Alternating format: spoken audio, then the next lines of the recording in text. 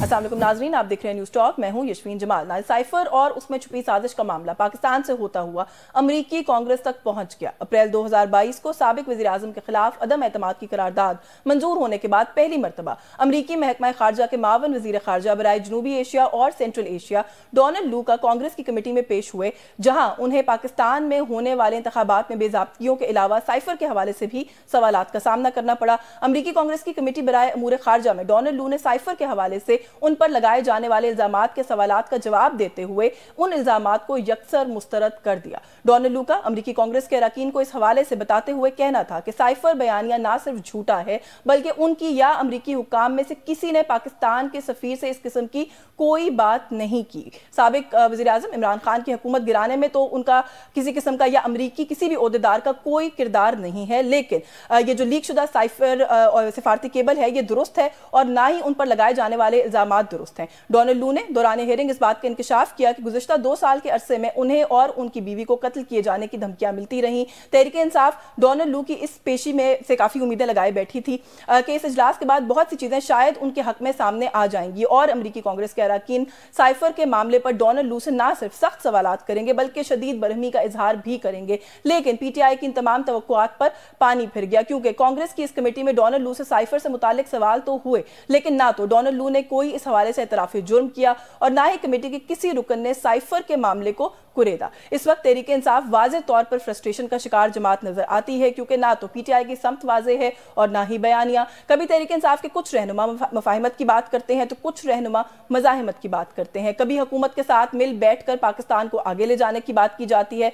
तो कभी धमकियां आना शुरू हो जाती हैं। हाल ही में वज़ीर आला खैबर पख्तूनख्वा अली अमीन गंडापुर ने नाकाबिले ज़मानत वारंट गिरफ्तारी जारी होने के बाद से तहरीक इंसाफ और मुस्लिम लीग नून आमने सामने हैं। अपने नाकाबिले ज़मानत वारंट गिरफ्तारी जारी होने पर तहरीक इंसाफ की क़ियादत समेत अली अमीन गंडापुर की जानिब से सख्त रद्द अमल सामने आया है और उन्होंने वज़ीर आला पंजाब और सदर को पैगाम दिया है कि उनके खिलाफ भी FIRs हो सकती हैं। अली अमीन गंडापुर की इस धमकी के जवाब में वफाकी वज़ीर कानून का कहना है कि ये वारंट गिरफ्तारी किसी हुकूमत की जानिब से जारी नहीं किया गया, ये बल्कि ये तो अदालतों का काम है। लेकिन हालात इस तरफ इशारा दे रहे हैं कि शायद तहरीक इंसाफ की क़ियादत ने हर सूरत टकराव का फैसला कर लिया है। तहरीक इंसाफ की क़ियादत मफाहिमती मूड से मज़ाहिमती मूड में शिफ्ट होती हुई दिखाई दे रही है। गुज़िश्ता चंद रोज से तहरीक इंसाफ की क़ियादत से ऐसे बयानात सामने आ रहे हैं जिसमें अब मफाहिमत की बात नहीं बल्कि मज़ाहिमत की बातें की जाने लगी हैं। जी, इन सभी इशूज़ पे बात करने के लिए हमारे साथ मौजूद है सीनियर रहनुमा पाकिस्तान तहरीक इंसाफ की मेंबर है नेशनल असेंबली की शानदाना गुलजार खान ने हमें ज्वाइन किया। बहुत शुक्रिया शानदाना आपका, आपके वक्त के लिए। सबसे पहले तो बहुत सारे इशूज़ हैं, ये साइफर वाला मामला भी है, डोनाल्ड लू साहब की जो स्टेटमेंट आई है उस पर भी बात करते हैं, लेकिन जो एक चीज़ मैं अंडरस्टैंड करना चाह रही हूँ वो ये कि असद कैसर साहब की एक स्टेटमेंट, उसके अलावा भी पाकिस्तान तहरीक इंसाफ जो इस वक्त बहुत सारी जगहों पर बयानात दे रही है, जो अपना मुस्तकबिल का लाहे अमल बता रही है और बयान कर रही है, ऐसा लगता है कि आप लोग जो है ना, आप लोगों ने तय कर लिया है कि बस अब एक मुजाहिमती आउटलुक होगा पीटीआई का, आप लोगों का बयानिया मुजाहिमत का ही होगा। असद कैसर साहब ने कहा कि अब मुफाहिमत नहीं हो सकती। शुक्रिया याशवीन, मैं तो समझने की कोशिश कर रही हूँ कि हमसे किस चीज पर मुफाहमत चाहते हैं। ताकत का सरचश्मा इनके पास है, बैरूनी मुल्क एक्टर्स इनके पास है, वोट ऑफ नो कॉन्फिडेंस इन्होंने करवाना था, करवा दिया, आपने सारे नैब के केसेस खत्म करवा दिए, नैब के कवानीन तब्दील कर दिए, इलेक्ट्रॉनिक वोटिंग मशीन्स का खात्मा कर दिया, इलेक्शन में रिकॉर्ड धांधली की है, ओवरसीज वोटर्स का पैसा तो उनको शौक है लेने का बट उसको उनको वोट का हक नहीं देना। तो अब इसके बाद हमसे क्या मुफाहमत चाहते हैं? हमारे बदकिस्मत बच्चे, बेगुनाह बच्चे जेलों में रुल रहे हैं, 200 से ज्यादा केसेस किए हमारे लीडर पे, हमारे सारे वर्कर्स जो मार बर्दाश्त नहीं कर सकते थे, जो जुल्म बर्दाश्त नहीं कर सकते थे, उनसे प्रेस कॉन्फ्रेंसेस करवा ली, कुछ लोग हम रह गए। तो इसमें बताएं कौन मुफाहमत किसके साथ करे, आप खुद मुझे बताएं। नहीं, लेकिन देखिए ना, फिर भी ये कहा तो जाता है ना कि जो रास्ता है वो पॉलिटिकल डायलॉग के अंदर ही होता है। आप लोग मज़ाहिमत करके क्या अचीव करेंगे? पहले भी की मज़ाहिमत, तो क्या अचीव किया? 9 मई के मुकदमात जो है वो आज तक आप लोगों को समझ नहीं आ रहा है उनके साथ करना क्या है। देखिए 9 मई का ड्रामा जिसने करवाया था उसको तो रिजल्ट मिल गया। उन्होंने तो ये इलेक्शन उल्टे करवाने थे, लेकिन उनकी ये सोच थी कि शायद दुनिया या अवाम मान जाएगी कि 9 मई पीटीआई ने किया। सबको पता है ये पीटीआई ने नहीं किया। तो इलेक्शन 8 फरवरी के दिन अगर ये जुल्म पीटीआई ने किया तो पाकिस्तान में हमें तो 2 वोट नहीं पड़ने थे। पाकिस्तानी के खिलाफ वोट नहीं करता, लेकिन क्योंकि पता था सबको कि बेगुनाह है खान साहब 9 मई में, हमारे सारे जो वर्कर्स हैं, हमारे सारे कारकुन बेचारे बेगुनाह मारे गए, कि हमारे पास तो वीडियोज हैं, एविडेंस है हर चीज का हर किसी के पास ग्लोबली अब तो आ गया है कि कहाँ कैसे कैसे गवर्नमेंट गाड़ियों से लोग निकल रहे हैं, प्लेन क्लोज में मुंह ढके हुए और चीजें तोड़ रहे हैं। तो वो तो चाहे इनको एक दिन में रिजल्ट पता चल जाएगा। अभी तक 9 मई की इंक्वायरी सामने क्यों नहीं आई? क्या इनके पास मतलब पीडीएम 1 भी इनकी थी, के टेकर भी इनकी थी, पीडीएम 2 भी इनकी है, तो इनको किसने रोका कि 9 मई की इंक्वायरी साफ शफाफ करें? अच्छा, पाकिस्तान तहरीक इंसाफ के अंदर इस वक्त क्या दो बयानिए चल रहे हैं? फिर एक मज़ाहिमत का और एक मुफाहिमत का तो एग्जिस्ट करता है, और वो भी एक ऐसी शख्सियत की तरफ से आ रहा है बार बार कि जिनके बारे में ये तासुर था कि और कोई कर ले मुफाहिमत की बात, अली अमीन गंडापुर नहीं कर सकते। लेकिन वो जब पहली दफा प्राइम मिनिस्टर से मिले उसके बाद भी उन्होंने कहा जी कि अगर अब मुल्क को आगे बढ़ाना है तो साथ मिलकर चलना पड़ेगा। आज भी SIFC की मीटिंग का जो प्लेटफॉर्म था वहां पे वो प्राइम मिनिस्टर के साथ मौजूद थे, तस्वीर भी खिंचाई उन्होंने। तो ऐसा लगता है कि वो मुफाहिमत पर आ गए हैं। नहीं, देखिए, मुफाहिमत मज़ाहमत मुझे नहीं पता कि इसमें फर्क क्या रह गया है। हाँ। खान साहब की कुछ शराइत है जो अली अमीन पूरी कर रहा है। पहली शर्त यह है कि हमें हमारा चोरी किया हुआ मैंडेट वापस चाहिए। दूसरी शर्त, हमारे बेगुनाह जितने बच्चे हैं उन सबको जेलों से निकालना है। तीसरा, और खवातीन, तीसरा यह है कि ट्रूथ एंड रिकंसिलिएशन होगा, जिस तरह फतेह मक्का में हुआ था या साउथ अफ्रीका में, कि हर गुनहगार अपना गुनाह मानेगा कि मैंने तुम्हारे खिलाफ ये किया, औरतों पे छापे मारे, बच्चों को जिस तरह हमारे बेबी अमार को कत्ल कर दिया गया, इबाद साहब के बेटे को, तो ये सारी चीजें इनका तो हिसाब किताब करना है अरशद शरीफ का।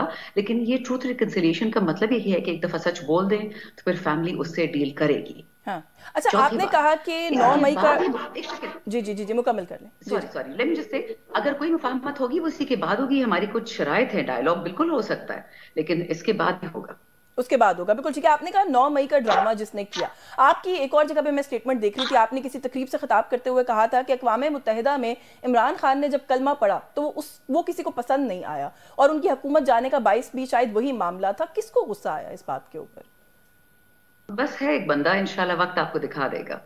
नहीं तो कोई क्या कहते हैं उसको, कोई हिंट ही दे दे कौन है ये तो एक ऐसा इशू है जिसपे आपको नहीं लगता कि कहीं ना कहीं कोई कम लेवल पे बात करता है, कोई ज्यादा पर। हाँ, Let's put it this way, it was a group of बंदे, एक बंदा नहीं था, एक ग्रुप था लोगों का जिनको बहुत नफरत हो गई थी उनसे। There was a group और पाकिस्तानी नहीं थे। चलिए, अगर आपको और भी चाहिए क्लैरिटी, पाकिस्तानी ही नहीं थे, let's put it that way.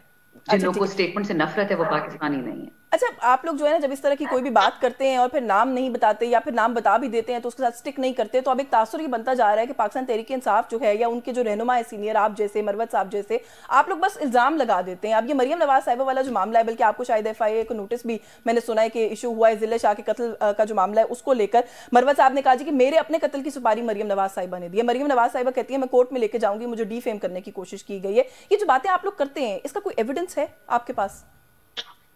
Ji, defamation तब होती है जब झूठ होता है, जब सच होता है वो डिफेमेशन नहीं होती, ठीक है। जहां तक मरवत साहब के मामले का है, वो तो उन्होंने सारा FIA को जाके सारा डिटेल्स दे दिए कि कैसे वो जिंदल अंकल जो भी हैं और किसने सुपारी दी और कितना पैसा दिया और कैसे हुआ है, वो तो उनका अपना मामला है। जहां तक मेरी बात है FIA के नोटिस की, मैंने उन पर मर्डर के एलिगेशन नहीं लगाया, मैंने सिर्फ एक रेफरेंस किया। बट माजरत के साथ इस पार्टी में तालीम की भी जरा फुकदान है, और फिर पढ़े लिखे और भी मतलब क्या मैं कहूँ, ना कहूँ तो बेहतर है, रमजान है। इशू ये है कि मैंने बोला था कि जी, हमसे इंटरव्यू में पूछा गया कि 3 बच्चे हैं PTI के जो PTI ने खुद मरवाए हैं अकॉर्डिंग टू गून लीग। अच्छा जी, कौन से बच्चे हमने मरवाए हैं? कहते जी एक आपकी बच्ची को भी उठा लिया, पुलिस ने उसको पीट रही है। मर्दों ने बच्ची को उठाया, उसकी वालदा वर्कर है PTI को, सलमान अकरम राजा ने उस पर स्टेटमेंट दिया था। फिर एक अहमद शाह बच्चा था जिसको अभी ये जो नई फॉर्म 47 वाली चीफ मिनिस्टर हैं, इन्होंने पिटवाया। उस आदमी को इतना पिटवाया लाहौर पुलिस से के पंजाब पुलिस से कि उसका सर फाड़ दिया। और कहती वो बच्चा कहता है कि मैडम जिले शाह को भी आप लोगों ने मरवाया था। ऐसे हम पागल है कि अपने वर्कर्स को मरवाया? और जिले शाह तो डिफरेंट चाइल्ड था, स्पेशल चाइल्ड था, उसको तो एक काफिर ही मार सकता है, मतलब एक दरिंदा ही मार सकता है। कहते नहीं मैडम वो तो लोग आप पे डालते हैं। मैंने कहा डालते रहे, हम पे क्या फर्क पड़ता है। मरियम नवाज की जो ऑडियो लीक थी, मैंने कहा आप सुन लें और उसमें आपको पता चल जाएगा किसने किसको मारा है। इसको उन पे तब चढ़ी है, एक्चुअली तब उनको इस बात पे नहीं चढ़ी थी, तब इनको इस बात पे चढ़ी थी कुछ दिन पहले। मैं जिक्र कर रही थी एक प्रेस कॉन्फ्रेंस में कि जब मुझे उठाया गया था तो मुझे 4 चॉइसेस दी गई थी कि ये पार्टीज आप चली जाएं तो आपको जेल नहीं लेके जाएंगे, आप पे केसेस नहीं करेंगे। और तरीन खटक और बिलावल मरियम, मैंने कहा जी तरीन और खटक साहब से मेरी पहले भी नहीं बनती थी, वो दोनों मेरे थ्रू मैरिज रिश्तेदार है, वो तो जो पार्टी के अंदर थे हमारी नहीं बनती थी एक दूसरे से। और एक मरियम बिलावल, मैंने कहा ठीक है बहुत मालदार होंगे, मेरे पास पैसा नहीं है बट मेरी तालीम बहुत है, मेरी नौकरी भी बहुत है इन दोनों से, तो सॉरी मैं नालायकों के थले नहीं लग सकती। तो ये बात उनके कैंप को बहुत बुरी लगी है। तो ये FIA वाला जो मसला जिले शाह को उठाया है ना, इन्होंने अपना ही नुकसान किया है। ये बहुत अच्छा हुआ है जिले शाह के हक में, क्योंकि स्टेट जो होता है ना, अगर एक ज़ुलेखा के पेरेंट्स ने माफ कर भी दिया हो इनको, तो स्टेट तो कभी भी ये केस खोल सकती है, और सारी उम्र तो इनकी हुकूमत नहीं रहेगी, कभी तो खान की हुकूमत आएगी इंशाल्लाह।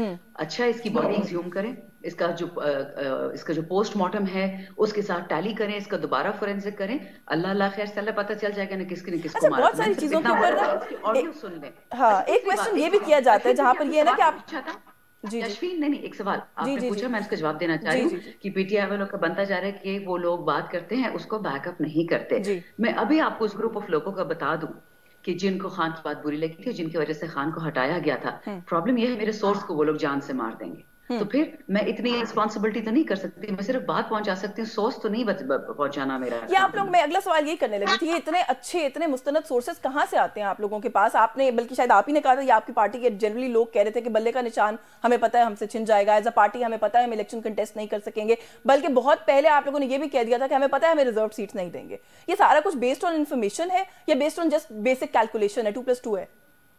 नहीं, आपने शायद फिर जुनैद अकबर साहब की स्पीच ना सुनी हो नेशनल असेंबली में।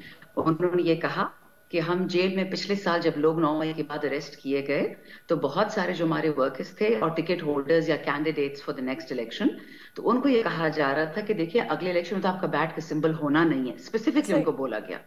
तो जब बैट का सिंबल नहीं होना, आप क्यों पीटीआई के साथ वक्त जाया कर रहे हैं, अपनी आपको क्यों खराब कर रहे हैं? तो जुनैद अकबर साहब की स्टेटमेंट है। जहां तक रिजर्व, देखिए ये अगर हम बीच में बातें ना कि सुन्नी इत्तेहाद काउंसिल में क्यों हम गए, और मैंने कहा जी आप क्रिश्चियन इत्तेहाद काउंसिल में जानते हैं, हिंदू इत्तेहाद काउंसिल में भी जाते ना, इन्होंने आपको कुछ सीटें नहीं दी थी, वो क्योंकि नून और पीपल वाले खुद उनके मुंह इतने खुले हैं, रात को नशे में होकर उल्टी सीधी बातें कर देते हैं माजरत के साथ, इनको ताकत का नशा है ना। अच्छा, ताकत के नशे, जी ताकत के नशे, ताकत इनको बहुत नशा है, अल्लाह को भूल गए ये लोग। तो उस नशे में ये लोग बहुत कुछ बोल जाते हैं, जो इन्हीं के दोस्त जाके फिर मीडिया में बोल देते हैं, मीडिया में हमारे भी दोस्त हैं। और मैं आपको एक और प्रूफ बता दूं, जिस दिन अरशद शरीफ को शहीद किया गया था 24 अक्टूबर था कि 29 अक्टूबर था, 24 आई थिंक जी, 23 अक्टूबर, मुझे डेट एग्जैक्टली। अच्छा, तो उस दिन शाम को ही मुझे तस्वीर आई मेरे फोन में कि मैडम ये कत्ल हुआ है, ये कोई एक्सीडेंट नहीं है, और उसकी टॉर्चर की तमाम, वो जो उसके नाखून उखाड़े गए थे, उसकी जो आंखें जख्मी थी, जो उसके साथ किया था ज़ालिमों ने, अल्लाह इन सबको सजा दे। तो वो जब मैंने पिक्चर्स देखी, मैंने जल्दी से डर के पार्लिमानी ग्रुप में भेज दिया। असद उमर भी थे उस टाइम पे। सिर्फ 2 लोगों ने मुझसे सवाल पूछा कि सच्ची है कि झूठी है, अली मोहम्मद ने और मुराद सईद ने। मैं कहा मुझे नहीं पता, मुझे किसी ने भेजी है। तो कहते जब हमें सोर्स नहीं पता, हम इसको कैसे पब्लिसाइज करें। एग्जैक्टली 10 नवंबर को इन लोगों ने, राना सना ने ये तस्वीरें वो कर दी मेरे पास, जो 20 दिन से पड़ी हुई थी। तो मुझे इसलिए पता है कि मेरे सोर्स को झूठ बोलने से कोई फायदा नहीं है। सही वो लोग जो पाकिस्तान के खैर ख्वाह हैं और पाकिस्तान की बेहतरी चाहते हैं। मुझे एक ब्रेक लेनी है, ब्रेक से वापस आऊंगी। तो वैसे एक अरशद शरीफ साहब वाली एग्जांपल को छोड़ के जो भी आपने बाकी सारी बातें की हैं, फिर ऐसा लग तो यही रहा है कि आप लोग रूमर्स को या सुनी सुनाई बातों के ऊपर आके स्टेटमेंट्स देना शुरू कर देते हैं। वो मैं क्यों कह रही हूँ, मैं आपके सामने सवाल रखती हूँ। इस ब्रेक के बाद हमारे साथ रहिए। जी वेलकम बैक नाज़रीन। एक तो उसी चीज़ पर कमेंट कर दीजिएगा शानदाना, जो मैंने सवाल छोड़ा था कि ये उसने कहा हुकूमत के लोग जो है वो रात को कुछ कह देते हैं, वो ये खुद आके बात करते, तो फिर सुनी सुनाई बात तो हो गई ना कहीं ना कहीं। अच्छा, और साथ में क्योंकि अभी आप सोर्सेज की बात करिए और इन्फॉर्मेशन की भी बात करिए, आप ही की एक ट्वीट यहाँ मेरे सामने पड़ी हुई है जिसके अंदर आपने ये कहा है कि कुछ लोग ऐसे हैं जिनको वार्न कर दिया गया था खान साहब पर हमले से पहले, और वो एक रात पहले कंटेनर छोड़कर चले गए थे, जो प्रिटेंड करते थे कि वो लॉयलिस्ट हैं। कौन छोड़कर चला गया था कंटेनर एक रात पहले? Again, that is not for me to tell. मुझे तो मेरी सोर्स को प्रोटेक्ट करना है ना। नहीं, मैं तो उन लोगों का नाम पूछ रही हूँ जो छोड़कर गए थे, बताने वालों का नाम तो नहीं पूछ रही। नहीं, तो अगर मैंने आपको बता दिया कि कौन थे तो आपको सोर्स भी पता चल जाएगा। लेकिन आपकी अगेन आपकी इन्फॉर्मेशन कंफर्म है कि कोई लोग थे जो छोड़कर गए थे कंटेनर रात को, बेस्ड ऑन इन्फॉर्मेशन के अटैक होगा खान साहब पे? 100%। ठीक है, चलिए थोड़ा सा आगे बढ़ते हैं। कि डोनाल्ड लू साहब वाला जो मामला है, उन्होंने कल स्टेटमेंट दी, उन्होंने कहा जी ना ऐसी कोई कम्युनिकेशन हुई, ना मेरा इसके अंदर कोई किरदार है, ना मैंने कोई ऐसा साइफर है जो भेजा है, ना मैंने ये लैंग्वेज यूज की है। वो हर चीज को डिनाई कर रहे हैं। On the other hand Pakistan Tehreek Insaf का एक बड़ा फर्म बयानिया रहा है इस सारे मामले को लेकर कि अमरीकी इंटरवेंशन हुई थी जिसकी वजह से आप लोगों की हुकूमत, और फिर उसके बाद जाहिर लेटर ऑन यू सेड कि हमारे इदारे जो है उन्होंने मावनत की उस वक्त जो सरबराह थे इदारे के, और ये सारा मामला हुआ, आप लोगों की हुकूमत को घर भेजा गया।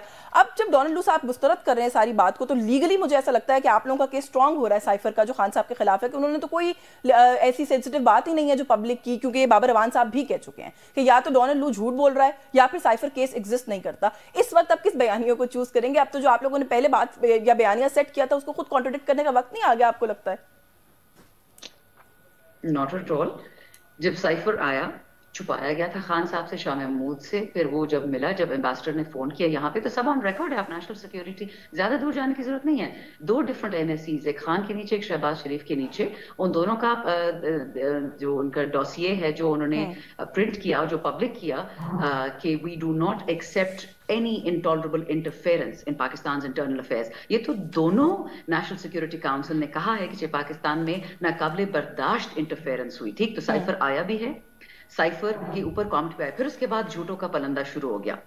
एक अकलमंद कहता है कि जी पाकिस्तान में तो साइफर आना बंद हो गए हैं, लेकिन ना खान ने क्या किया, ओ भाई पाकिस्तान में 150 साइफर अभी भी डेली आते हैं और साइफर्स का कोड डेली बदलता है, बट ये मैट्रिक फेल क्राउड से आप क्या एक्सपेक्ट कर सकती हैं। फिर कहते जी साइफर आया था बट गुम गया। अच्छा, गोमा नहीं, मिल गया, लेकिन जब मिल गया उसमें तो कुछ था ही नहीं। जब उसमें कुछ था ही नहीं तो आपने खान को किस चीज पे सजा दी है? उसको तो आइन इस्तिस्ना करता है, वो बेशक क्या साइफर क्या, वो तो सारी दुनिया की काबीना के कागज पाकिस्तान के अवाम के सामने खुल के छोड़ सकता था। खान साहब को जो उनका मौक़िफ़ है वो ये है कि सजा इसलिए दी गई है कि खान साहब ये बात कहते हैं कि उस साइफर के अंदर कोई एक सर्टेन कम्युनिकेशन थी जो खान साहब ने बोलकर सबको बताई है, कि उसके अंदर ये बात, उसके अंदर गुस्से का इजहार किया गया था, उसके अंदर कहा गया था कि इमरान खान की हुकूमत। पब्लिकली बताइए, जलसों में बताइए, टीवी टॉक शोज पे बताइए। जलसों में तो मैं भी थी। खान साहब ने सिर्फ ये कहा है कि ये थ्रेट आया है कि खान को हटा दो वरना तुम लोग को माफी नहीं मिलेगी। तो ये कंटेंट्स है ना ऑफ अ डॉक्यूमेंट। तो क्या मतलब, ये अब एक पाकिस्तान को तबाह करने की कोई थ्रेट आएगी और प्राइम मिनिस्टर लोगों को नहीं बताएगा? आप क्या चाहती है कि पाकिस्तान तबाह हो जाए?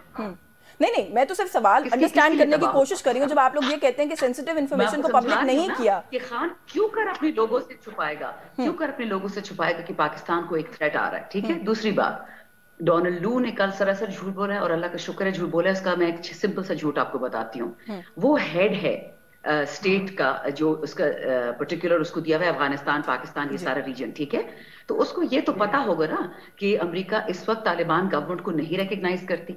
On the floor of the house जब कांग्रेस ने कल उससे पूछा ये सवाल कि आप लोग क्यों इस गवर्नमेंट को रिकॉग्नाइज किया है, पीटीआई की ये जो अभी आई है PDM पार्ट 2 की गवर्नमेंट, आपने क्यों इसको रिकॉग्नाइज किया है? क्योंकि ये तो भी धांधलीशुदा, इन पे इल्जामात बहुत। तो कहते हैं जी स्टेट डिपार्टमेंट तो कोई काम नहीं है कि हमने किसी को रिकॉग्नाइज करना या नहीं करना। और उसके 2 सेकंड बाद स्टेट डिपार्टमेंट की एक स्टेटमेंट आती है कि we don't recognise Taliban government in Pakistan, in Afghanistan. तो वो तो इसी के नीचे डिपार्टमेंट है, तो उसको नहीं पता।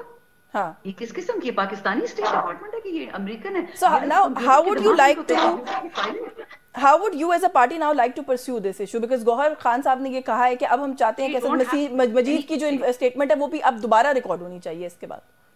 देखिए मैं आपको ये बताऊं अश्विन, अब इनकी हालत खराब है। आप इंटरनेशनल मीडिया का कोई अखबार खोल के देख लें, कुछ भी खोल के देख लें, न्यूयॉर्क टाइम्स ने आज लिखा है कि जी गजा में तो फैमिन है ही नहीं, गजा में तो कोई गुनहगार मरा ही नहीं। तो न्यूयॉर्क टाइम्स फिर उसको जरा हेडिंग चेंज कर दी, फिर कंटेंट थोड़ा चेंज कर, फिर उसको प्रिंट कर दिया। शर्म नहीं आती है न्यूयॉर्क टाइम्स और फाइनेंशियल टाइम्स जैसे न्यूज़पेपर्स को? उन तो खान के बारे में इतना कचरा बोला था, अब इलेक्शन के खिलाफ बोल रहे हैं। अगर हम न्यूज़पेपर्स किसी जाएंगे ना निस्बत से, तो दुनिया ने तबाह बर्बाद हो जाना एक दिन में। Let me just tell you very clearly, जितने आपके पाकिस्तानी अमेरिकन्स हैं, एक्सपैट्स हैं, जिनके अमेरिकन पासपोर्ट्स हैं, जो अपना हर साल $30 अरब इस मुल्क को, इस गरीब फकीर मुल्क को भेजते हैं कि इस मुल्क का कुछ बन जाए, रेमिटेंसेस में भेजते हैं, उन लोगों ने सारा केस किया है। डोनाल्ड को वो घसीट के लेके आए हैं और वो डोनाल्ड को आगे भी नहीं छोड़ेंगे। Right now he has lied under oath, you can not lie under oath. हाँ, ये हो सकता है कि वो बाइडन की फॉल गाय बनना चाहता हो कि बाइडन की इज्जत बच जाए और मेरी नौकरी चली जाए, तो ठीक है, that is his personal choice. झूठ तो उसने बोला। अच्छा, मैं बस बात थोड़ा महदूद है इसलिए इंटरप्ट करूँ, एक दो चीजें जरूर पूछना चाहती हूँ। खान साहब ने कल कोई गैर रस्मी गुफ्तगू की है मीडिया वालों से, उन्होंने कहा जी 6 महीने में ये हुकूमत तो नहीं रहेगी, खत्म हो जाएगी, मैं रह जाऊंगा, मैं बाकी रहूंगा। इतना कॉन्फिडेंस कैसे? देखिए ना, जो बंदा चोरी नहीं करता, झूठ नहीं बोलता, फिर वो कॉन्फिडेंट होगा। कॉन्फिडेंट तो वो होता है जिसको पता है कि मैंने चोरी की और फिर झूठे कुरान पे कस्में खा के उन लोगों ने हल्फ लिए। डर तो उनको लग रहा है। तो बिल्कुल ठीक है। अच्छा, मुझे थोड़ा सा ये बता दीजिए, प्रोटेस्ट वाला जो मामला है या फिर जो एजिटेशन का मामला है या सड़कों पर आने की बात है, एक तो अभी 30 मार्च के, पहले 23 मार्च कहा आप लोगों ने, अब 30 मार्च के आप लोग जलसे की इजाजत ले रहे हैं। मरवत साहब की स्टेटमेंट से लग रहा है कि वो अभी भी डाउटफुल है कि शायद नहीं मिलेगी 30 की भी इजाजत। कैसे लेकर चलेंगे जो प्रोटेस्ट की एक तहरीक है आप लोगों की, उसको आगे, और साथ साथ ये भी कि क्या और जमातों को शामिल करेंगे इसके अंदर? देखिए यशवीन, चाहे 25 मई था लॉन्ग मार्च या 9 मई का ये फॉल्स फ्लैग ऑपरेशन था या जितने भी हमारे जलसे हुए हैं, हम अपने बच्चों को ऑर्डर करते कि अपना चेहरा नहीं ढकना, क्योंकि जो चेहरा ढकेगा वो पीटीआई से नहीं होगा। ठीक है। क्योंकि जलाओ घेराव ये लोग खुद कराते हैं, पीटीएम ने खुद कराया था, केयरटेकर ने खुद कराया था, ये भी खुद करेंगे। हमें कोई शौक नहीं है अपनी नुकसान देना, अपने मुल्क को, अपनी पार्टी को, अपनी जानों को, क्योंकि हम तो जेलों में जाएंगे। इनके तो चोर जेलों से निकल के पीएम बन जाते हैं, हमारे बेचारे बेगुनाह को जेलों में डाल देते हैं। हम पीसफुल एजिटेशन करेंगे, चाहे फ्लोर ऑफ द हाउस पे हो, चाहे पाकिस्तान के किसी भी शहर में ना करना पड़े, हम करेंगे। ये हमारा हक है। अभी भी आइन जो बेचारा एक अपनी आखिरी सांसें ले रहा है, हम जब तक जिंदा हैं उस आइन को हम खत्म नहीं होने देंगे, वो जो और ये धरना, सिलसिला चलता रहेगा। जी वो जो धरना था अडयाला जेल के बाद बाहर आप लोगों ने करना था, खासतौर पे आप लोग कहते थे कि पार्लियामेंटेरियंस करेंगे, उसका फिर कुछ नहीं बना या उस पर कंसेंसस नहीं हुआ या आप लोगों को लगा वो अच्छी स्ट्रैटेजी नहीं है? नहीं नहीं, अभी तो जी देखिए बहुत सारे हमारा एक्चुअली कुछ सोशल मीडिया भी तो बेसिकली पैसे के लिए ही है, खासकर कुछ लोग तो वो तो कुछ भी कह देंगे सनसनीखेज। वो तो जो अलीमा खान साहिबा ने कहा था कि इस्लामाबाद हाई कोर्ट में खान का केस है, अडयाला में फिलहाल नहीं है, और वहां जाके आप लोग अटेंड करें वो केस। और उसके बाद हमने हाई कोर्ट असेंबली तक वॉक करी थी। दूसरा हमने ये प्लान बनाया कि खान साहब के जितने केसेस होंगे हम प्रोटेस्ट नहीं करेंगे, हम जाके अडयाला के सामने बैठेंगे, क्योंकि अगर अंदर नहीं जा सकते केस सुनने के लिए, बाहर तो बैठ सकते हैं out of respect for him ना। तो ये काइंडली ये जो चीजें चल रही थी ना सोशल मीडिया पे, इनको जरा परख परख के चलिएगा, ये उल्टी सीधी ही चीजें होती है, मैंने तो यही देखा है। बिल्कुल ठीक है, बहुत शुक्रिया आपका शानदाना गुज़ार खान साहिब आपके वक्त के लिए। कुछ बहुत अहम इशूज़ थे, हम चाह रहे थे कि आपसे उनके ऊपर बात कर ली जाए। आपने सुना मौक़िफ़ सीनियर रहनुमाए पाकिस्तान तहरीक इंसाफ की, उनका उन्होंने कहा कि एजिटेशन चाहे फ्लोर ऑफ द हाउस पर हो, चाहे इस मुल्क के किसी भी शहर में हो, एजिटेशन का सिलसिला जो है उसका आगाज़ भी होगा, वो जारी भी रहेगा। एक ब्रेक लेनी है, ब्रेक से वापस आएंगे तो कुछ ये जो साइफर से जुड़े मामला हैं, कुछ और दीगर लीगल इशूज़ हैं, उन पर बात करेंगे। शाह खावर साहब हमारे साथ मौजूद होंगे, हमारे साथ रहिए। जी वेलकम बैक नाज़रीन। प्रोग्राम के हिस्से से मैं बात करेंगे कुछ इश्यूज़ हैं जिन पे हम देख रहे हैं कि पिछले कुछ अरसे में उनको लेकर बहुत बात होती रही, और आजकल भी जब हम कानूनी फ्रंट पर बात करते हैं तो बहुत सारे ऐसे कानूनी सवालात हैं। मिसाल के तौर पे अगर आप साइफर की बात करें, 9 मई के मुकदमात के अंदर बात करें कि क्या गद्दारी के मुर्तकब हुए लोग के नहीं हुए, क्या रियासती इदारों को निशाना बनाया गया, सोच समझ कर निशाना बनाया गया, क्या दहशतगर्दी हुई कि नहीं हुई। इसके अलावा भी बहुत सारे और मामलात हैं जिन पर आजकल बात हो रही है, तो हमने सोचा कि कुछ कानूनी राय शामिल की जाए। सीनियर माहिर आईन और कानून है, साबिक अटॉर्नी जनरल है पाकिस्तान के, शाह खावर साहब ने हमें ज्वाइन किया। बहुत शुक्रिया सर आपका आपके वक्त के लिए। सर ये जो कांग्रेस की अमूरे खारजा की कमेटी है, डोनाल्ड लू साहब सर उसमें पेश हुए। कल के दिन बड़ी एक्सपेक्टेशन थी कि जो उनकी स्टेटमेंट है वो बहुत चीज़ें और डायरेक्शन सेट करेगी इस मुल्क के अंदर when it comes to the cipher case. कैसे देख रहे हैं आप सारी सूरत हाल को? उन्होंने तो साइफर की एग्जिस्टेंस को ही in the first place deny कर दिया। वो कहते हैं ऐसा कोई कागज ही नहीं है जो एग्जिस्ट करता है, ऐसी कोई वो ही नहीं है, कम्युनिकेशन ही नहीं है जो एग्जिस्ट करती है। बाबर अवान साहब कहते हैं कि या तो डोनाल्ड लू झूठा है, और अगर वो ठीक कह रहा है तो फिर तो साइफर केस नहीं बनता, वो तो उड़ गया। देखिए बात यह है कि साइफर केस का तो उनको सवाल किया गया था, तो वो तो उन्होंने वही मौका इख्तियार किया जो कि स्टेट डिपार्टमेंट ने ऑलरेडी एक जो है वो एक स्टेटमेंट इशू कर दी थी जब साइफर का इशू जो है वो बड़ा हाईलाइटेड था।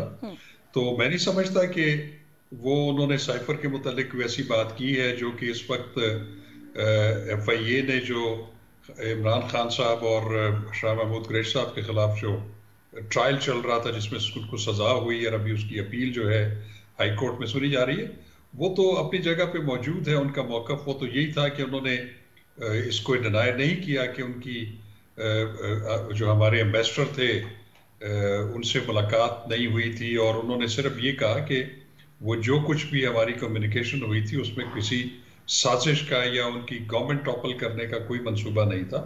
तो उसको तो उन्होंने पहले भी जो है वो डिनाई किया था उनके स्टेट डिपार्टमेंट ने, आज उन्होंने भी वही मौका पर तैयार किया। नहीं तो फिर एक सीक्रेट डॉक्यूमेंट को पब्लिक करने का जो इल्जाम है और ये कहना कि कुछ ये रियासती कुछ सीक्रेट्स होते हैं, ये डॉक्यूमेंट सेंसिटिव नौयत के होते हैं, खान साहब ने उनको पब्लिक कर दिया तो उन्होंने ज़ाहिर कोई ना कोई एक लाइन है जो क्रॉस की, तो वो खत्म नहीं हो जाता सर? फिर क्या सीक्रेट ऐसा था जो पब्लिक किया? देखिए सीक्रेट ये होता है, बात है कि आपकी जितने भी हाई कमीशन हैं या एम्बेसीज हैं जो बैरून मुल्क में है, वो वहां से साइफर जो है उससे एनक्रिप्टेड जो है मैसेजेस भेजते हैं, जो कि यहाँ पे फॉरेन ऑफिस का जो साइफर सेंटर है उसमें वो डीक्रिप्ट होता है, उसको डीसाइफर करके तो फिर उसको लिटरल फॉर्म में जो है वो ट्रांसफॉर्म करते हैं, फिर वो पढ़ा जाता है। तो वो तो बड़ा एक सीक्रेट और बड़ा हाईली कॉन्फिडेंशियल डॉक्यूमेंट होता है, और वो तो ऑफिशियल सीक्रेट एक्ट जो है उसकी वो बिल्कुल खिलाफ वर्जी है, उसको तो कोई उसका जिक्र भी नहीं कर अच्छा सकता। सर, इसके अंदर देखें ना, गलत बयानी करने पर शायद कम्युनिकेट भी नहीं कर सकता। नहीं, गलत बयानी करने पर शायद उन्हें अकाउंटेबल होल्ड किया जा सकता है, लेकिन ना कोई सीक्रेट पब्लिक हुआ, ना कोई डॉक्यूमेंट किसी ने देखा। एतजाज एहसन साहब फॉर दैट मैटर मुतअद्दिद मकामात पर ये बात कर चुके हैं कि अगर कोई सीक्रेट डॉक्यूमेंट था भी जो उन्होंने दिखाया है, तो वो उस वक्त के वजीर आजम थे। वजीर आजम का प्रोग्रेटिव होता है वो जो मर्जी करे उस कागज के साथ, जहां मर्जी लहराए। नहीं, ऐसा नहीं है, बिल्कुल ऐसा प्रोग्रेटिव नहीं है। एतजाज एहसन साहब पता नहीं वो किस एंगल से इसको देख रहे हैं, लेकिन अगर आप ऑफिशियल सीक्रेट एक्ट पढ़ें जी, और जो साइफर के मुतालिक आपका जो इवन रूल्स ऑफ बिजनेस है 1973 फेडरल गवर्नमेंट के, उसको देखें, और साइफर के मुतालिक जो कैबिनेट डिवीजन ने एक एसओपी जारी की है, उसको बिल्कुल भी डिस्क्लोज नहीं किया जा सकता। ना वजीर आजम इस बात के मिजाज हैं कि वो किसी भी सीक्रेट या उसको साइफर को जो है वो पब्लिक कर दे, या काबीना उसको डीक्लासिफाई कर दे, तब भी नहीं, बिल्कुल भी नहीं कर सकते। बल्कि मैं आपको बताऊं कि इसमें ये बिल्कुल मौजूद है कि एक गालबन 8 अप्रैल को जो है ये एक इजलास हुआ था जिसमें इसको बतौर एजेंडा आइटम रखा था। जब वजीर आजम थे इमरान खान साहब, तो कैबिनेट ने उसकी मंजूरी नहीं दी थी। उस पर जो सेक्रेटरी खारजा, सेक्रेटरी कैबिनेट डिवीजन, उन्होंने उनसे जब पूछा गया तो उन्होंने कहा कि ये बिल्कुल भी डीक्लासिफाई नहीं हो सकता, ये बिल्कुल मिनटेड चीजें हैं, ये तो मिनट्स ऑफ मीटिंग में लिखी हुई है। तो इसलिए ये कहना कि उसको वजीर आजम जो है किसी भी साइफर मैसेज या किसी भी सीक्रेट को जो है वो पब्लिक करने का मजाज है, ऐसा कोई इशू नहीं है। वो बिल्कुल एक सीक्रेट डॉक्यूमेंट था, सीक्रेट कम्युनिकेशन था, और उसको पब्लिक करने से जो आपका साइफर सिस्टम है, ये सिर्फ अमेरिका से तो आपके साइफर मैसेजेस नहीं आते, पूरी दुनिया से आते हैं। वो अगर दुश्मन ममालिक या जो इंटरेस्टेड कंट्रीज हैं, वो अगर उसके कंटेंट्स बता दिए जाएं, तो वो आपका साइफर कोड तक रसाई हासिल कर सकते हैं। बिल्कुल ठीक है। अच्छा सर, बहुत बड़ी रीच है। पाकिस्तान तहरीक इंसाफ वाले जो है ना, वो आजकल की लाइन ले रहे हैं, वो कहते हैं जी बस कि कोई तरीका अपनाने की कोशिश की जा रही है कि किसी तरीके से इमरान खान को किसी सतह पर गद्दारे वतन डिक्लेयर कर दिया जाए, भले वो साइफर का मामला हो। वो कहते हैं जी डोनाल्ड लू ने पूरे गुब्बारे से हवा निकाल दी। फिर वो 9 मई के लिए भी वही बात करते हैं। अब 9 मई के केसेस की जो समातें हो रही हैं और जिस तरह के रिमार्क्स अदालत से आ रहे हैं, आला अदलिया से, उनके बारे में आपकी क्या राय है या उसको आप किस तरीके से देखते हैं? कल तो ये भी कहा गया है ऑनरेबल जज की तरफ से कि एक कांस्टेबल की गवाही पर जो एक साबिक वजीर आजम है उनको गद्दार डिक्लेयर कर दें, कोई खुदा का खौफ करें, ऐसा नहीं हो सकता। देखिए, बात यह है कि जो सुप्रीम कोर्ट की जो ऑब्जर्वेशंस है वो ठीक है, अपनी जगह पे है, लेकिन एक बात जरूर है कि अगर किसी के खिलाफ भी कोई फौजदारी मुकदमा बनाया, चाहे वो 9 मई के हवाले से हो या कोई और भी हो, उसमें जुडिशियल रिव्यू का इख्तियार तो बिल्कुल अदलिया को होता है। वो हाई कोर्ट्स को भी है, ट्रायल कोर्ट्स को भी है, सुप्रीम कोर्ट को भी है। सुप्रीम कोर्ट ने अगर देखा कि वाकई किसी के खिलाफ जो है फर्दर इंक्वायरी का केस बन रहा है और उनके खिलाफ जो है ऐसा मवाद मौजूद है कि जिसमें उनकी इनोसेंस जो है साबित हो सकती है, उसमें वो कानून अप्लाई करते हुए, अपनी डिस्क्रिप्शन अप्लाई करते हुए उसमें बेल देने के बिल्कुल मजाज है। सर, लेकिन एज ए सीनियर माहिर कानून, हाँ जी, आपकी अपनी राय इस पर क्या है? क्योंकि कल की भी जो आर्ग्यूमेंट्स हैं उसके अंदर मुसलसल ये कहा गया कि कोई शहादत कोई शवाहिद एग्जिस्ट नहीं करते, जो शहादतें हैं वो भी सिर्फ पुलिस वालों की हैं, इसके अलावा कोई किसी किस्म की गवाही है वो भी, वो कहते हैं जी इस पूरे केस के अंदर नहीं, बल्कि वहां तो इजहार बरहमी करते हुए कहा गया जी कि आप लोगों को दहशतगर्दों की डेफिनेशन पता, वो थे जो एपीएस में आए थे, जो पेशावर चर्च में आए थे, जो पॉलिटिकल रैली करते हैं, वो दहशतगर्द नहीं होते। देखिए, ये बिल्कुल सुप्रीम कोर्ट की राय है और उसका एहतराम करना चाहिए, और ऐसी ऑब्जर्वेशन जो है वो आती रहती हैं अदालतों में से, और इसमें भी कोई अचंभे की बात नहीं होगी कि इन केसेस में जो कि सुप्रीम कोर्ट ऑफ पाकिस्तान के सामने है, वो उनमें जमानत भी दे सकते हैं। जमानत देने के बाद फिर वो ट्रायल कोर्ट ने देखना है कि अगर उनके खिलाफ ठोस शहादतें हैं तो उनको सजा होगी, और जिनके खिलाफ कोई सबूत या एविडेंस नहीं होगी तो अदालतें उनको बरी कर देंगी। बिल्कुल जमानतें हुई हैं, और बल्कि ये एक रिमार्क्स के अंदर ये भी कहा गया कि जो ट्रायल कोर्ट्स हैं वो बगैर किसी दबाव के, बगैर किसी प्रेशर के, ओपन माइंड के साथ इन केसेस को दोबारा देखें। तो उस पर आप किस तरह से कमेंट करेंगे? कि मतलब अगेन मैं आपसे आपका पर्सनल ओपिनियन पूछ रही हूँ कि जिस तरह के केसेस या जिस नौयत के चार्जेस फ्रेम किए गए हैं इस केस के अंदर, उतने ही बनते हैं, उतनी सिवियरिटी है आपके ख्याल में? देखिए, बात यह है कि जहां तक 9 मई के वाकयात हुए हैं वो तो स्टेट के अगेंस्ट और मुल्क के अगेंस्ट एक हमला था। उसमें जो लोग मुलविस हैं, जिनके खिलाफ ठोस सबूत मौजूद हैं, उनको बिल्कुल करार वाकई सजा मिलनी चाहिए। लेकिन उसके साथ साथ अगर जिनकी इतनी इन्वॉल्वमेंट नहीं है, वो उसमें अगर इन्वॉल्व नहीं है, उनके खिलाफ शहादतें नहीं, उनको बरी भी होना चाहिए। लेकिन आप जो 9 मई के वाकयात हैं वो तो पाकिस्तान के खिलाफ एक साजिश और जंग थी, उसमें जो मुलविस हैं वो किसी सूरत में मैं समझता हूं कि सजा से नहीं बचने चाहिए, लेकिन बेगुनाह जो हैं उनको भी जो है वो इंसाफ मिलना चाहिए। बिल्कुल ठीक है सर, पार्लियामेंट्री अफेयर्स से रिलेटेड एक दो कानूनी वो हैं सवालात हैं, थोड़ी सी अगर उस पर मुख्तसरन रहनुमाई कर दीजिएगा। एक तो ये कि सुन्नी इत्तेहाद काउंसिल के प्लेटफॉर्म पे आपको पता है कि जो पीटीआई के बैक्ड इंडिपेंडेंट्स हैं वो उन्होंने ज्वाइन किया है। अब सुन्नी इत्तेहाद काउंसिल अपना पार्लियामेंट्री लीडर मुकर्रर करना चाहती है, ज़ैन कुरैशी साहब का नाम गया है। स्पीकर कौमी असम्बली ने अटॉर्नी जनरल ऑफ पाकिस्तान से उसके लिए लीगल रहनुमाई मांग ली है कि क्या कोई ऐसी जमात जिसने इलेक्शन ना कंटेस्ट किया हो अपने उसके ऊपर निशान के ऊपर वो अपना पार्लियामेंट्री लीडर मुकर्रर कर सकती है कि नहीं कर सकती। तो सर दो बातें, एक तो आपकी राय क्या है, क्या मुकर्रर कर सकती है कि नहीं कर सकती? दूसरा, क्या स्पीकर साहब जो है वो अटॉर्नी जनरल से इस चीज के ऊपर राय ले सकते हैं? क्योंकि उसके अंदर अगेन फिर वो कहते हैं कि कोई कॉन्फ्लिक्ट ऑफ इंटरेस्ट नहीं है, अटॉर्नी जनरल तो गवर्नमेंट को रिप्रेजेंट करते हैं, स्पीकर ऑपोजिशन की एक जमात के लिए उन्हीं से रहनुमाई मांग रहे हैं। देखिए, जहां तक सुन्नी इत्तेहाद काउंसिल का बतौर पार्टी जो है वो उसमें वो उन्होंने जो रिकमेंड किया है ज़ैन कुरैशी साहब को कि वो लीडर ऑफ द अपोजिशन, तो मेरा ख्याल है कि वो तो इस चीज के मजाज है। उसकी वजह ये है कि जो सुन्नी इत्तेहाद काउंसिल है वो एनलिस्टेड पॉलिटिकल पार्टी है, जिसको जो पीटीआई के आजाद उम्मीदवारान हैं उन्होंने उनको ज्वाइन किया हुआ है। तो वो लीगली जो है वो अरकान है सुन्नी इत्तेहाद काउंसिल के। और जहां तक इसमें अटॉर्नी जनरल से राय लेने वाली बात है, तो अटॉर्नी जनरल जो है वो तो प्रिंसिपल लॉ ऑफिसर है पूरे मुल्क के, फेडरेशन के भी, और उन जो है राइट ऑफ ऑडियंस है कि वो उसके इजलास में शिरकत भी कर सकते हैं, वो कौमी असम्बली से जो है वो ऑडियंस भी कर सकते हैं, उनके साथ उधर खिताब भी कर सकते हैं। तो जब वो कौमी असम्बली में प्रेसिडेंट हो के खिताब करते हैं तो फिर स्पीकर उनसे फिर उनका कानूनी राय भी ले सकते हैं, उनकी रहनुमाई बिल्कुल हासिल कर सकते हैं। बिल्कुल ठीक है, आपका बहुत शुक्रिया शाह खावर साहब आपके वक्त के लिए। हमारे साथ साबिक attorney general of Pakistan Shah Khawar साहब मौजूद थे। बहुत अहम मामला साइफर केस से जुड़े, 9 मई के मुकदमात से जुड़े, और फिर जो अभी इस वक्त सुन्नी इत्तेहाद काउंसिल का पार्लियामेंट्री लीडर का मामला है उसके हवाले से हमने उनसे जो है प्रोग्राम में उनकी रहनुमाई शामिल की न्यूज़ टॉक से। आज के लिए बस यही कुछ। यशवीन जमाल को इजाज़त दीजिए, अल्लाह हाफिज़।